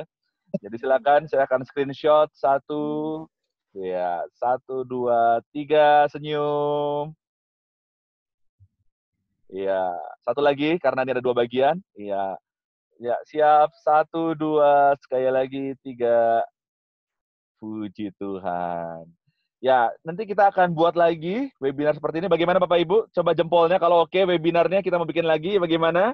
Puji Tuhan. Nanti kita akan berkolaborasi dengan Pak Esra kalau Tuhan Yesus mengizinkan. Terima kasih untuk waktunya bagi Bapak Ibu Saudara sekalian dari Sabang sampai Merauke, dari Sumatera. Mana jempolnya Sumatera? Sumatera. Haleluya. Kalimantan. Coba Kalimantan. Puji Tuhan. Dari Sulawesi, ada, puji Tuhan. Nusa Tenggara Barat, Nusa Tenggara Timur, Flores. Oh, haleluya. Papua, Maluku dan Papua. Oh, ada, luar biasa. Pak Riki, ada Pak Riki Manopo. Salam. Tadi saya kira Ibu Sonya itu Bu Indri Gautama loh. Aduh, gitu. Mirip-mirip loh itu ya. Dari Bali. Dari Bali. Oh, yang tadi. Iya, Bu Sonya nanti tadi, Bu. Puji Tuhan. Dari Jawa, Pulau Jawa, Jakarta, Bandung, Semarang, Jawa Tengah, Jawa Timur. Puji Tuhan. Haleluya. Pak, jadi seluruh. Dan yang belum sampaikan, belum sebutkan bukan berarti terlupakan ya. Tapi berapa orang semua ya? Kenapa, Pak? Berapa orang semua yang hadir? Berapa orang? Yang hadir tadi sempat tadi sampai 40, Pak. Dari sempat 39-40. Yang didaftar ada sekitar 42, Pak. Jadi puji Tuhan lancar, mungkin koneksi ya bisa naik turun di berbagai lokasi, tapi kita percaya kita semua diberkati hari ini. Amin. Oke, kita makan doa dulu sebelum kita tutup. Pak Esra berkenan untuk menutup acara kita dengan doa, Pak Esra. Terima kasih, Pak. Ya, kita berdoa. Tuhan, kami mengucap syukur karena kami mendapatkan kesempatan belajar di hari Jumat Agung ini. Kami boleh belajar tentang Paskah. Dan biarlah kami sungguh-sungguh melihat korelasi antara Paskah Yahudi dan Paskah Kristiani. Kalau orang Yahudi bersyukur karena mereka diselamatkan secara jasmani dari penindasan di Mesir, kami lebih bersyukur lagi karena kami diselamatkan dari hukuman kekal. Terima kasih Tuhan. Kami semua yang hadir sudah hadir, biarlah apa yang sudah Hamba-Mu bagikan boleh menjadi berkat bagi kami sekalian, menambah wawasan dan pengertian. Dan kami berdoa ya Tuhan supaya Tuhan pakai kami untuk terus memberitakan firman-Mu. Terima kasih juga Tuhan karena walaupun dalam kondisi wabah corona semacam ini di mana gereja-gereja dan bahkan kami sendiri tidak bisa bertemu berdekatan satu sama lain. Tapi kami bersyukur bahwa Tuhan membuka kesempatan-kesempatan lewat berbagai media di mana aktivitas pemberitaan firman itu tidak dibatasi dengan semua kondisi yang ada. Ada beberapa hamba Tuhan pendeta yang hadir bersama-sama dengan kami hari ini. Tuhan memberkati semuanya dalam pelayanan masing-masing. Dan biarlah mereka dengan setia dan dengan gigih memberitakan Injil dan banyak orang boleh menjadi percaya Kristus. Kami berdoa untuk Pijar TV. Terima kasih karena Tuhan telah pakai Pijar TV menjadi berkat, menjadi terang bagi Indonesia.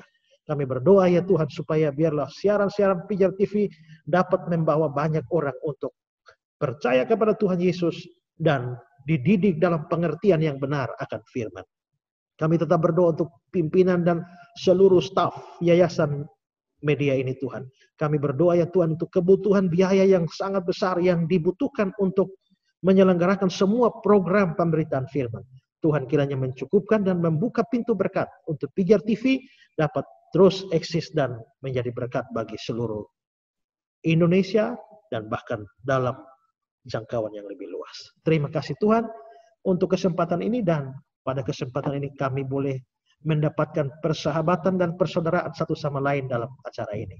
Biarlah ini menjadi awal yang baik dan Tuhan buka kesempatan baik kami pada kali-kali berikut.